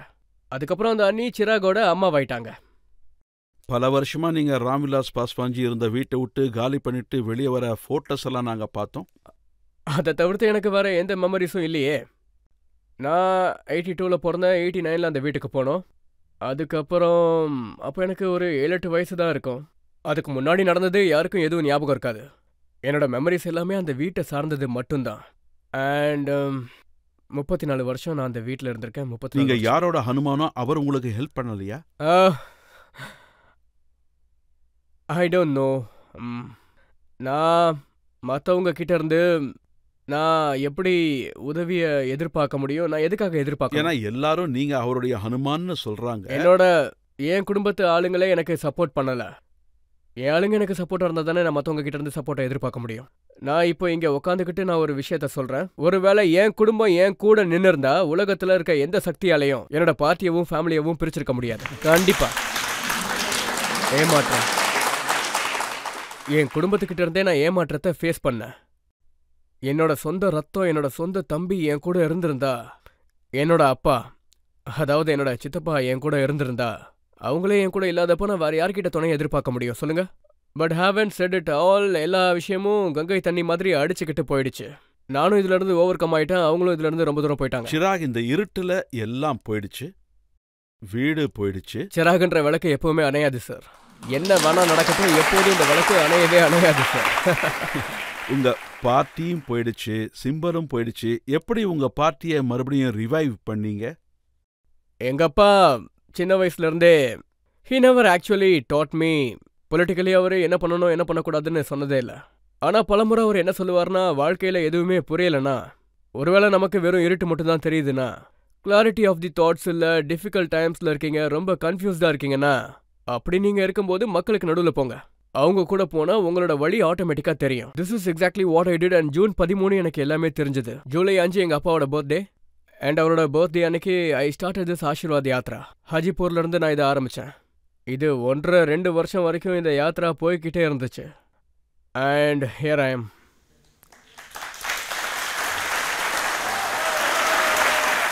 பப்ளிக் இப்ப 1-2 கேள்விகள் கேட்கலாம். என்னோட கேள்வி என்னன்னா, நீங்க கஷ்ட காலத்துல இருக்கும்போது ஒரு காலத்துல உங்க பார்ட்டி 2ஆ உடைஞ்சிடுச்சு. அப்போ உங்க ஃப்ரெண்டு தேஜஸ்வி யாதவ் ஆர்ஜேடில வந்து சேர்ந்துட சொல்லி உங்களுக்கு அழைப்பு கொடுத்தது உண்மைதானா? இது வரைக்கும் அந்த மாதிரி ஒரு ஆஃபர் வரவே இல்லை. அண்ட் ஃபியூச்சர்லயும் இந்த மாதிரி ஒரு ஆஃபர் வரவே வராது. நானும் என்னோட பார்ட்டியும் அலையன்ஸ்ல தான் இருப்போம், பலமா இருப்போம். நாங்க யார் கூடயும் மெர்ஜ் மட்டும் பண்ணவே மாட்டோம். கஷ்ட காலத்துல உங்க பக்கத்து வீட்டு சோனியாஜி கிட்ட இருந்து எந்த மெசேஜும் வரலையா? Well, I am thinking of it now. இல்லை இல்லை சார். அண்ட் ஃபியூச்சர்ல நீங்க எப்போது ராகுல் காந்தி கூட இணையற வாய்ப்பு இருக்கா? வெல், அதான் சொல்லுவாங்களே நெவர் சே நெவர்னு. But this is one thing I can tell surely, never. இந்த அலையன்ஸ்க்கு பீகார்ல எத்தனை சீட்டு கிடைக்கும்னு நினைக்கிறீங்க? அலையன்ஸை பற்றி நீங்கள் பேசுனீங்கன்னா நான் அடித்து சொல்கிறேன், 40க்கு 40 சீட் வரும். அதுக்கான காரணம் என்னன்னு நானே சொல்கிறேன் பாருங்க. 2019 நாங்கள் 3 பார்ட்டி மட்டும்தான் தேர்தலில் நின்னோம். பாரதிய ஜனதா பார்ட்டி, ஜனதா தள் யுனைடெட், லோக் ஜன் சக்தி பார்ட்டி. நாங்கள் 3 பார்ட்டிஸ் மட்டும்தான் இருந்தோம். நாங்கள் 40லேருந்து 39 சீட்ஸ் ஜெயித்தோம். இன்னும் 2 ஸ்ட்ராங்கான பார்ட்டிஸ் இருந்துச்சு. அவங்க 2019 எதிர்கட்சி கூட இருந்தாங்க. மரியாதைக்குரிய ஜீதன் ராம்ஜி பார்ட்டி, மரியாதைக்குரிய ஆதனிய உபேந்திர குஷ்வா பார்ட்டி. இந்த 2 பார்ட்டியும் இன்னைக்கு எங்க கூட தான் அலையன்ஸ் வச்சிருக்காங்க. 2019 விட எங்க கூட்டணிக்கு 2024 பலம் அதிகமாயிருக்கு. இது என்னோட நம்பிக்கையை அதிகமாக்குது. ஏன்னா ஒரு சீட்டு தான் மிஸ் பண்ணோம். போன முறை நாங்க கிஷன்கஞ்ச் சீட்டை மிஸ் பண்ணோம். அதுவும் இந்த முறை கிடைச்சிரும். 40 சீட்டை ஜெயிச்சுட்டு 400 சீட்டுன்ற விஷயத்துல பீகாரோட கான்ட்ரிபியூஷனும் இருக்கு. இன்னொரு பிரேக் எடுத்துக்கலாம். பிரேக்குக்கு அப்புறம் சிராக் பாஸ்வானோட நம்முடைய கேள்விகளையும் வழக்குகளையும் தொடரலாம். அப்படின்னா சிராக் பாஸ்வானோட ஆம்பிஷன் என்ன? மோடிஜி இந்த முறையும் ஜெயிச்சா எந்த மினிஸ்ட்ரி வேணும்னு ஆசைப்படுறீங்க? என்னோட கேள்வி என்னன்னா, எப்பயாவது நீங்க கேம்பிங் பண்ணும்போது ஏதாவது பொண்ணு உங்களுக்கு ப்ரொபோஸ் பண்ணிருக்காங்களா?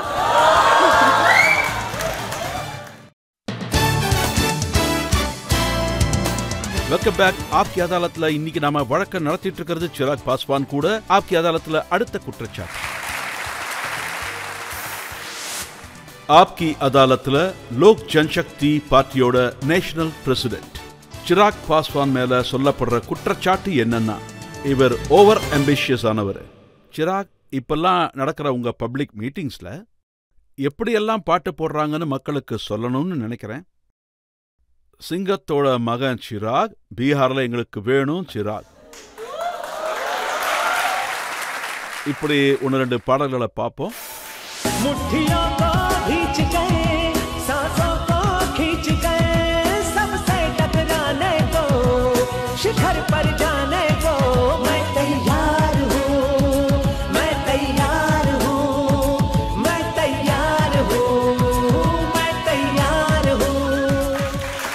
வெறும் 5 சீட்டை வச்சு தேர்தலில் நிக்க போற தலைவர், நான் பூரா பீகாரையும் வின் பண்ணி காட்டுவேன்னு சொல்றாரு. 2 சீட்டு மட்டும் இருந்த பார்ட்டி கடந்த 10 வருஷமா மெஜாரிட்டி கவர்மெண்ட்டை உருவாக்கி ஆட்சி பண்ணிக்கிட்டு இருக்கும் போது 5 சீட்டோட நம்பிக்கை வைக்கிறது தப்பில்லை. இப்பெல்லாம் நாம தேஜஸ்வியோட பப்ளிக் மீட்டிங்ஸை பார்க்கும்போது நிறைய கூட்டம் வருது. அந்த கூட்டம் ரொம்ப உத்வேகத்தோட இருக்கு. இல்ல, இதெல்லாம் ரொம்ப நல்ல விஷயம். எனக்கு தெரிஞ்ச வரைக்கும் ஒரு நல்ல வெரைட்டி கிடைக்கும். இதெல்லாம் நடக்க வேண்டிய ஒரு முக்கியமான விஷயம். என்னதான் இருந்தாலும் நாங்க மக்கள் முன்னிலையில இருக்கோம், பப்ளிக் டொமைன்ல இருக்கோம். எப்பவும் அவங்க கூட தான் இருப்போம். முடிவெடுக்க வேண்டியது அவங்க தான். அவரோட விஷனை சொல்றாரு, நான் என்னோட விஷனை சொல்றேன். இவென்ச்சுவலி முடிவெடுக்க வேண்டியது மக்கள் தான். அவங்களுக்கு யார் வேணும்ன்றத இப்ப நான் இதை சொன்னா அரசியல் பேசுறேன்னு சொல்லுவீங்க. ஆனா இதுதான் ஃபேக்ட். அவரை எம்ஓஐ பத்தி பேசுவாரு. மதங்கள் பேரால பிரிக்கிற பாலிடிக்ஸோட அவங்க போகணுமா, இல்லனா சொசைட்டியை ஒன்னு சேர்க்கிற பாலிடிக்ஸ் வேணுமா? இதை எல்லாத்தையும் அவங்க தான் யோசிச்சாகணும். முஸ்லிம்ஸ் யாதவ்ஸ்னு பிரிக்கிற பாலிடிக்ஸ் அவங்களுக்கு வேணுமா, இல்லனா பீகார் ஃபர்ஸ்ட், பீகார் இஸ் ஃபர்ஸ்ட்ன்ற எண்ணத்தோட இருக்கிற அரசியல் அவங்களுக்கு வேணுமான்னு. அவரோட பப்ளிக் மீட்டிங்ல தேஜஸ்வி பாட்டெல்லாம் பாடுறாரு. உங்க மீட்டிங்ல ரெக்கார்டட் பாட்டு தான் ஓடுது. ஆனா அவர் மீட்டிங்ல அவரே பாடிக்கிறாரு. அதாவது, சத்தியம் பண்ணிட்டு மறந்துடுறீங்க மோடிஜி, நீங்க இப்படியே பண்ணிக்கிட்டு இருந்தீங்கன்னா மக்கள் உங்களுக்கு எதிராக திரும்புவாங்க, அப்புறம் வருந்துவீங்க. ஓகே, அவரோட ஒப்பீனியனை சொல்றாரு. ஆனா பிரச்சனை என்னன்னா, இவரு இந்த மாதிரியான விஷயங்கள் எல்லாம் பண்ணி அரசியலோட பெருமையவே தாழ்த்திட்டாரு. நீங்க ஒரு மாநிலத்துக்கு தலைவரா இருக்கணும்னு நினைக்கிறீங்க. நீங்க அரசியல் குடும்பத்துல இருந்து வரீங்க. உங்க குடும்பத்துல இது வரைக்கும் 2 பேர் முதலமைச்சரா இருந்திருக்காங்க. இப்படியெல்லாம் இருக்கும்போது அரசியல்ல அதுக்கான முக்கியத்துவம் அப்படியே இருக்க வேண்டியது அவசியம். ஒரு பெரிய மாநிலத்தோட தலைவனா இருக்கணும்ன்றது உங்க எண்ணமா இருக்குன்னா அதுக்கான குவாலிட்டிஸ் உங்களுக்கு இருக்கணும். நீங்க இந்த மாதிரியான விஷயங்களை ஈஸியா எடுத்துக்கவே கூடாது. இல்ல, இந்த மாதிரியான பாட்டெல்லாம் பாடுறதுனால என்டிஏலேருந்து வர அரசியல் தலைவர்கள் எல்லாம் விலைவாசி ஏற்றத்தை பத்தி பேசவே மாட்டேங்கிறாங்க, அன்எம்ப்ளாய்மெண்ட்டை பத்தி பேசவே மாட்டேங்கிறாங்க. இன்னையிலிருந்து 10 வருஷத்துக்கு முன்னாடி நம்ம நாட்டோட சூழ்நிலை எந்த இடத்துல இருந்துச்சு, எப்படி இருந்துச்சுன்றது எனக்கோ இல்ல வேற யாருக்கோ தெரிய போறதில்ல. ஆனா இன்னைக்கு பாத்தீங்கன்னா நம்ம பெருமையா சொல்லிக்கலாம், நம்ம இந்தியா உலகத்திலேயே எக்கனாமில 5வது இடத்துல இருக்கு. இது ஒரு முக்கியமான விஷயம். எல்லாரும் ஆனா என்ன சொல்லுவாங்க, எக்கனாமிக் ஸ்டேட்டஸ் எப்படி இருந்தா எங்களுக்கு என்ன வந்துச்சுன்னு. ஆனா ஒரு நாட்டோட எக்கனாமி மட்டும் பலமா இருந்துச்சுன்னா ஸ்டேட்டோட ரெவென்யூ அதிகமாகும். ஒரு ஸ்டேட்டோட ஸ்டேட் ரெவென்யூ அதிகமாகும் போது அந்த மாநிலம் நல்லாவே வளர்ச்சி அடையும். மாநிலம் வளர்ச்சி அடையும் போது ஒருத்தன் ஏழையா இருந்தா அவனோட கையில கூட அதிகமான சம்பளம் வரும். பர் கேபிட்டாவோட இன்கம் கூட ரொம்பவே அதிகமாயிடும். இதுதான் நம்ம நாட்டுக்கான ஃபவுண்டேஷன். சொல்லப்போனா இது மூலியமா தான் நம்ம நாட்டை நாம சீக்கிரமாவே பலப்படுத்த முடியும். பலப்படுத்துறதுக்கான ஒரு முக்கியமான திட்டம் எனக்கு தெரிஞ்ச வரைக்கும் 2047க்குள்ள நம்மளோட இந்தியா வளர்ச்சி அடைஞ்ச ஒரு இந்தியாவா இருக்கணும்னு நம்ம நினைச்சோம்னா அதுக்காக இந்த ஃபவுண்டேஷனை பலமாக்கணும். இது ரொம்ப சாதாரணமான ஒரு விஷயம் தான். இது வரைக்கும் எந்த பிரைம் மினிஸ்டராவது பெண்களுக்காக டாய்லெட் கட்டணும்னு நினைச்சிருக்காங்களா? பெண்களுக்காக மட்டும் இல்ல, நாட் ஈவன் ஃபார் மென். திறந்த வெளியில போகணும்னு யாருக்காவது ஆசையா என்ன? யாரும் அதுக்காக அவங்களுக்காக ஒரு டாய்லெட் கட்டணும்னு நினைக்கவே இல்லை. இந்த எண்ணத்தை பாத்தீங்கன்னா இது ரொம்ப பேசிக்கான ஒரு விஷயம். நீங்களே யோசிச்சு பாருங்க, பேசிக் இன்ஃப்ராஸ்ட்ரக்சரை எவ்வளவு பலப்படுத்துதுன்னு பாருங்க. உஜ்வாலா யோஜனா இன்னைக்கு எல்லா கிராமங்களுக்கும் சிலிண்டர் போய் சேருது. அடுப்பு, விறகு, புகை, இந்த விஷயங்களால அவங்களுக்கு மூச்சு பிரச்சனை வரும். இது எல்லாமே ரொம்ப ஃபண்டமெண்டல், ரொம்ப பேசிக். ஆனா நீங்க ஏதாவது ஒரு கிராமத்துக்கு போனீங்கன்னா இது எல்லாமே அத்தியாவசிய தேவைகள்ல ஒண்ணு. என்னோட பிரதமர் இன்னைக்கு பாத்தீங்கன்னா இந்த ஏழைகளோட முக்கியமான அத்தியாவசிய தேவைகளான ஒண்ண நிறைவுபடுத்தி அந்த ஃபவுண்டேஷனை பலப்படுத்தியிருக்காரு. இப்ப வரப்போற அடுத்த 5 வருஷத்துல நாம எக்கனாமிக்கல் லெவல்ல 3வது இடத்துக்கு போவோன்ற நம்பிக்கை இருக்கு. கடந்த 10 வருஷத்துல பாத்தீங்கன்னா 25 கோடிக்கும் அதிகமான மக்கள் போவர்ட்டி லைன்ல இருந்து வெளியே வந்திருக்காங்க.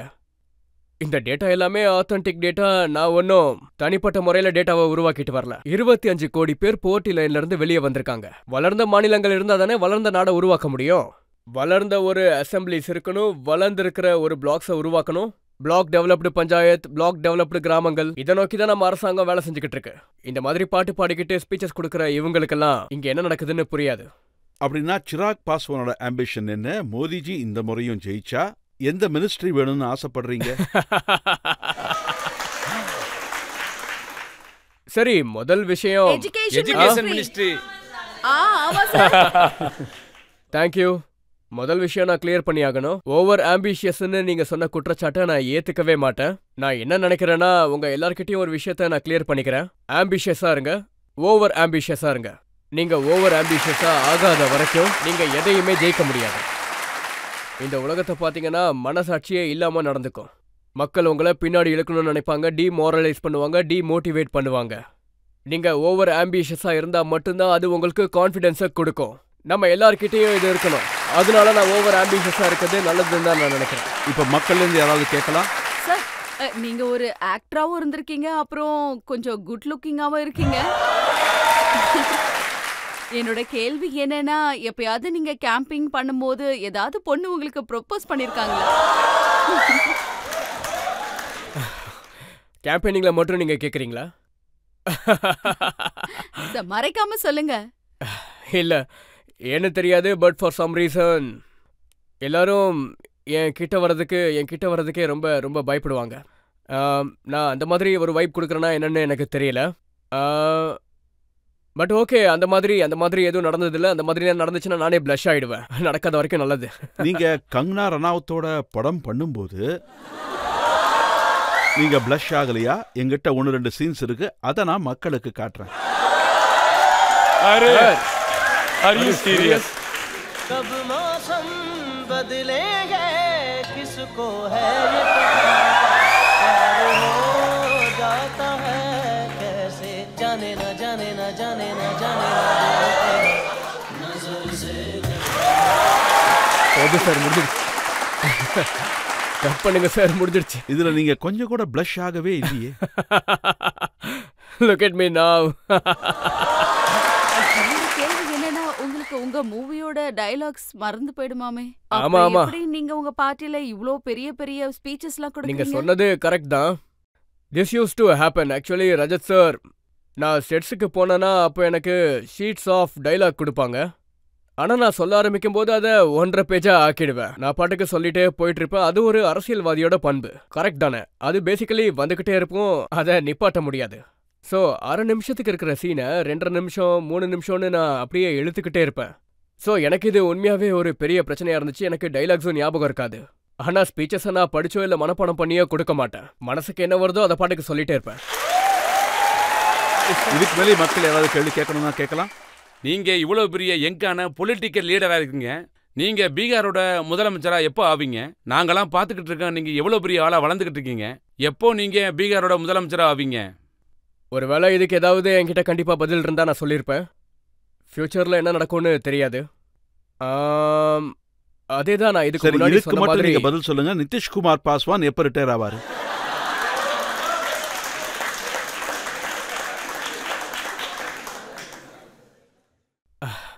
எல்லாமே மக்கள் கையில தான் இருக்கு. நம்ம பப்ளிக் டொமைன்ல இருக்கோம். மக்கள் யாரை ரிஜெக்ட் பண்றாங்களோ அவங்க இருக்க மாட்டாங்க. யாரை ஏத்துக்கிறாங்களோ அவங்க தான் அடுத்து இருக்க போறாங்க. அவ்வளவுதான், சிம்பிள். நான் பீகார்ல இருந்து வரேன். நான் உங்ககிட்ட எந்த கேள்வி கேட்கணும்னு நினைக்கிறேன்னா, நீங்க வித்தியாசமா என்ன பண்ணலாம்னு நினைக்கிறீங்க? இந்த ஆட்சிக்கு வந்தா புதுசா என்ன பண்ணுவீங்க? உங்களுக்கு ஆல்ரெடி தெரியும், நிதிஷ்குமார் ஜியும் சிஎம்மா இருந்திருக்காரு. நீங்க சிஎம்மா வந்தீங்கன்னா என்ன வித்தியாசமா பண்ணலாம்னு இருக்கீங்க? நான் பீகார் ஃபர்ஸ்ட் பிஹாரி ஃபர்ஸ்ட்ன்ற மேனிஃபெஸ்டோட இதை ஆரம்பிச்சிருக்கேன். பீகார்ல பாத்தீங்கன்னா நமக்கு மல்டி டைரக்ஷனல் டெவலப்மெண்ட் தேவைப்படுதுன்னு நினைக்கிறேன். மல்டி டைரக்ஷனல் அப்ரோச் நம்ம பண்ணியாகணும். ஒரு பக்கம் கல்வி, அதுதான் எல்லாத்த விட ரொம்பவே முக்கியமான ஒரு விஷயம். சரியான கல்வி வராத வரைக்கும் இந்த ஜாதி, மதம், அரசியல் மூலியமா மக்களை மேனிபுலேட் பண்றது இதெல்லாம் நடந்துகிட்டே தான் கண்டிப்பா இருக்கும். அதனால எல்லாருமே கல்வி கற்கணும். ஆனா ரஜத் சார், எனக்கு என்ன தோணுச்சுன்னா, இன்னைக்கு என்னோட பசங்க படிக்கிறதுக்காக கோட்டாக்கு போக வேண்டியதா இருக்கு. கோட்டால படிக்கிறவனும் பீகாரி தான், அதை சொல்லி கொடுக்கறவனும் பீகாரி தான். அந்த இன்ஸ்டிடியூஷனோட ஓனரும் கண்டிப்பா பீகாரியா தான் இருப்பான். ஆனா சிஸ்டம் மட்டும் ராஜஸ்தானி. ஏன் இந்த மாதிரியான சிஸ்டம் பாட்னால இருக்கக்கூடாது? இது ஏன் பாதல்பூர், தர்பங்கா, முசாஃபர்பூர்ல, பீகாரோட வேற வேற டிஸ்ட்ரிக்ட்ஸ்ல எதுக்காக நம்ம எஜுகேஷனல் ஹப்ஸை உருவாக்க கூடாது? இன்னொரு விஷயம், ஸ்டேட்டோட ரெவன்யூ நாம தான் அதை அதிகமாக்கணும். அது எப்படி ஆகும்னு நீங்களே சொல்லுங்க. நாம எந்த அளவுக்கு பிளெஸ்ட்னா ரஜத் சார், நம்மளோட ஸ்டேட்ல பாத்தீங்கன்னா நிறைய பேர் ரிலீஜியஸ் டூரிசம்க்கு இங்க வராங்க. ஏன் வராங்கன்னா, அயோத்தியால ஒரு ராமர் கோவில் கட்டப்பட்டுச்சு. நம்பிக்கை ஒரு பக்கம் இருக்கட்டும், நம்பிக்கையை பத்தி நான் பேசல. இந்த சுத்து வட்டாரத்துல இருக்க எக்கனாமிக்கல் லெவல் எப்படி இருக்குன்னு பாருங்க. இங்க ஹோட்டல்ஸ் வரும், ரெசார்ட்ஸ் வரும், எம்என்சிஸ் வரும். ஒருவேளை அயோத்தியால இவ்வளவு பெரிய ராமர் கோயில் கட்டப்பட வாய்ப்பு இருக்குன்னா, என்னோட தாய் சீதா தேவியோட கோயிலை ஏன் சீதாமணியில கட்டக்கூடாதுன்னு கேக்குறேன். Now just imagine. அந்த கோவில் கட்டப்பட்டதுக்கு அப்புறம் இன்னொரு முறை சொல்றேன், நம்பிக்கையை தூரமா வைங்க, நம்பிக்கை இருக்கிறவங்க போவாங்க. அயோத்தியாக்கும் சீதாமணிக்கும் நடுவுல 6 லிங்க்ஸ் காரிடார் கட்டப்பட்டுச்சுன்னா, ராமர் கோயிலுக்கு போய் தரிசனம் பண்ணணும்னு ஆசைப்படுறவங்க என்னோட தாய் சீதா கோயிலுக்கும் வருவாங்க. அதுல எந்த மாற்றமும் இல்ல. அங்கதான் பூத்கயாவும் இருக்கு. அது கௌதம் புத்தாவோட ஊரு. அதை நம்ம வேர்ல்ட் கிளாஸ் சிட்டியா மாத்தலாம். இன்டர்நேஷனல் டூரிஸ்ட் எல்லாருமே அங்க வந்துட்டு இருக்காங்க. கடவுள் மகாவீரோட ஜன்மஸ்தலம் இருக்கு. லச்வாட், அதோட நம்ம வைஷாலியும் அங்க இருக்காங்க. குரு கோவிந்த் சிங்கோட இடம் அது. எத்தனை சர்தார் குலத்தை சேர்ந்தவங்க சிக்ஸ் எல்லாம் அங்க வராங்கன்னு தெரியுமா? நிறைய பேர் வராங்க. ஒருவேளை இது எல்லாத்தையும் ரிலீஜியஸ் டூரிசம் பிளேஸா இதை வளர்ச்சி அடைய செஞ்சோம்னா ரெவென்யூ ஜென்ரேட் ஆக ஆரம்பிக்கும். எங்களோட பாத்தீங்கன்னா ஒரு அக்ரிகல்ச்சரல் ஏரியா. எங்க அப்பா இருந்த ஹாஜிபூர்ல பாத்தீங்கன்னா விவசாயிகள், ஆக்சுவலி அங்க ஹாஜிபூரோட வாழைப்பழம் ரொம்பவே ஃபேமஸ். ஹாஜிபூருக்கு போயிருந்தீங்கன்னா தெரியும். ஹாஜிபூர்ல இருக்கிற அந்த வாழைப்பழங்கள் டவுன் சவுத்துக்கு போச்சுன்னா அது பனானா சிப்ஸ். அதை மேனுஃபேக்சர் பண்ணுவாங்க. அது நல்லபடியா பேக்கேஜிங், ஷிப்பிங் எல்லாமே ஆகும். ஒருவேளை இதே ப்ராசஸிங் யூனிட்டை நம்ம ஹாஜிபூர்ல வச்சோன்னு வைங்க, அங்க இருக்கிற அந்த விவசாயிக்கு காசு அதிகமா கிடைக்கும். அங்கேயே எல்லா ப்ராசஸிங்கும் பேக்கேஜிங்கும் நடக்க வாய்ப்பு அதிகமா இருக்கு. மார்க்கெட்டிங்கும் அங்க நடக்கும். இப்ப நம்ம பிரதமர் அதை உலகம் முழுக்க ஃபேமஸ் ஆக்கிட்டாரு. இப்ப நம்ம அந்த மக்கானாவை ஒருவேளை நம்ம அங்கேயே பேக்கேஜிங் பண்ணோம்னா, அதை ப்ராசஸிங் பண்ணி மார்க்கெட்டிங்கும் பண்ணோம்னா, அப்ப விவசாயிகள் கையில நிறைய காசு வரும். இன்னொரு முக்கியமான விஷயம் என்னன்னா, வெள்ளத்தை சரி பண்றதுலே எங்களோட பாதி வாழ்க்கை போயிடுது.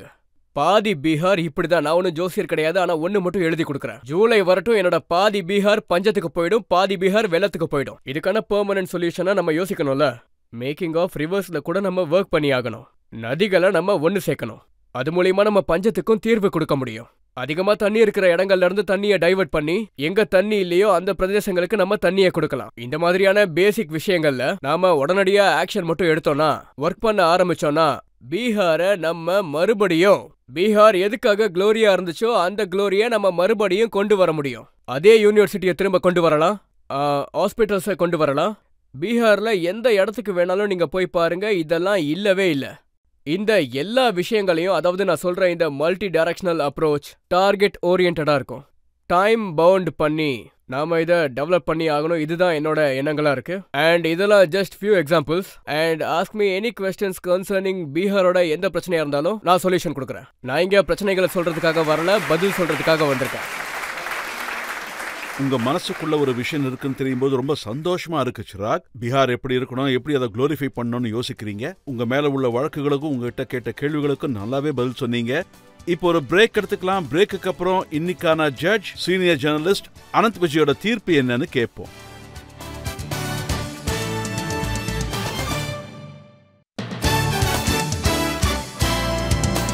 ஆப்கி அதாலத்தில் இன்னைக்கு நம்ம வழக்கு நடத்தினது பீகாரோடைய யங் பொலிட்டீஷியன் சிராக் பாஸ்வானுடன். சிராக் பாஸ்வான் கிட்ட அவர் குடும்பத்தை பத்தி கேட்டோம், அவருடைய அரசியலை பத்தி கேட்டோம், அவருடைய ஆம்பிஷனை பத்தி கேட்டோம், அவருடைய விஷனை பத்தியும் கேட்டோம்.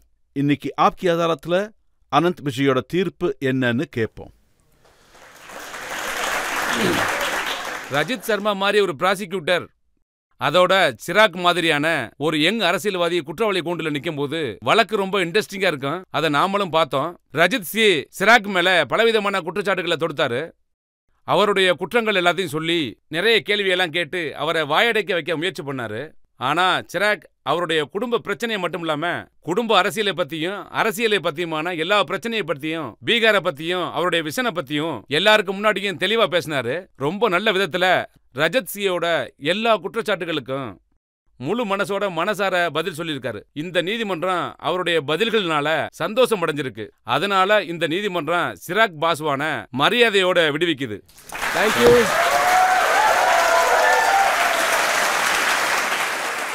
சிராக் பாஸ்வான் பீகார் மக்களுக்காக இதே மாதிரி வேலை செஞ்சுக்கிட்டே இருப்பாருன்னும், அவங்க கஷ்டங்களையும் வலிகளையும் போக்குவாருன்னும், வலிகளையும் கஷ்டங்களையும் புரிஞ்சுப்பாருன்னும், அவரவர் வாழ்க்கையில வெற்றி அடைவாரு, உச்சத்துக்கு போவாருன்ற நம்பிக்கையோட இன்னைக்கு வழக்கை இதோட முடிக்கிறோம். அடுத்த முறை இன்னொரு விருந்தினரோட உங்களை வந்து சந்திக்கிறேன். அதுவரை என்னுடைய அன்பான வணக்கங்கள்.